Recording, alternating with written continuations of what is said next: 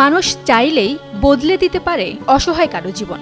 একটি প্রতিবেদন, একটি ফেসবুক পোস্ট আর অসংখ্য হৃদয়ে সহমর্মিতায় পারে পাল্টে দিতে কারো জীবনের গতি। কালের কণ্ঠ মাল্টিমিডিয়ায় সংবাদ প্রকাশের পর কর্মসংস্থান হলো পঙ্গুত্ব বরণকারী ফরিদুল ইসলামের।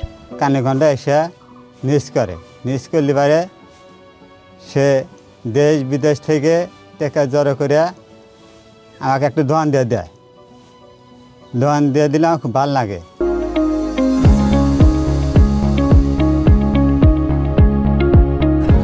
সিরাজগঞ্জ সদর উপজেলার রতনকান্দি ইউনিয়নের সরাইতল গ্রামের বাসিন্দা ফরিদুল ইসলাম ৩ বছর আগে একটি দুর্ঘটনায় হারিয়ে ফেলেন কাজের ক্ষমতা। পরিবারের 4 মেয়ে আর স্ত্রীকে নিয়ে শুরু হয় তার বেঁচে থাকার লড়াই। বিষয়টি নিয়ে একটি ভিডিও প্রতিবেদন প্রচার করে কালের কণ্ঠ মাল্টিমিডিয়া, আর সেই প্রতিবেদনই বদলে দেয় ফরিদুলের জীবন। প্রতিবেদনটি প্রকাশের পর নজরে আসে সিরাজগঞ্জের সমাজসেবক মামুন বিশ্বাসের। ফরিদের গল্প শেয়ার করেন নিজের ফেসবুকে।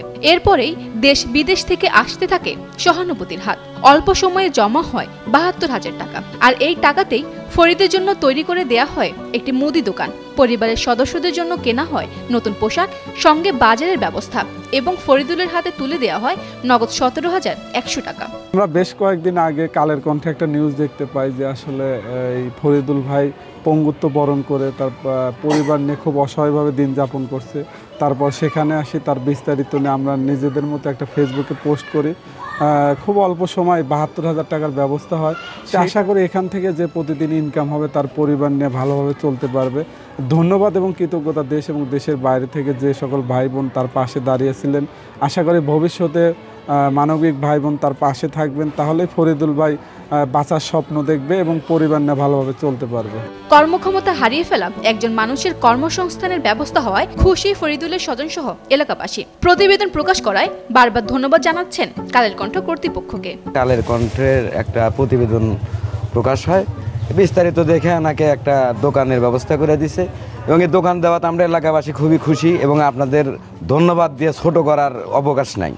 কিছুদিন আগে আমরা কালের কণ্ঠে একটা নিউজ দেখি, এই সরাইতল এলাকার একজন সুস্থ ব্যক্তি পঙ্গু হয়ে যান এবং তিনি অচল হয়ে যান। তার ফ্যামিলিতে প্রায় ৫-৬ জন মানুষ নিয়ে অচল হয়ে পড়ে থাকে। তো এই নিউজটা দেখে আমাদের সিরাজগঞ্জের একজন মানবিক মানুষ মামুন বিশ্বাস, উনি ফেসবুকে ডোনেশনের জন্য প্রচারণা চালান, এবং তার অনুরোধে ফেসবুকের প্রচার দেখে দেশ বিদেশের বিভিন্ন ডোনার সাধ্যমতো এগিয়ে আসেন, এবং সেখানে প্রায় ৭২,০০০ একটা ফান্ড কালেকশন হয়। নতুন মুদি দোকান পেয়ে ফরিদুল এখন আত্মনির্ভর। স্ত্রী ও সন্তানদের নিয়ে এখন ভালোভাবেই দিন পার করতে পারবেন, এমনটাই বলছেন তিনি। সিরাজগঞ্জ থেকে রাব্বি হাসান হৃদয়ের পাঠানো তথ্যচিত্রে ডেস্ক রিপোর্ট, কালের কণ্ঠ।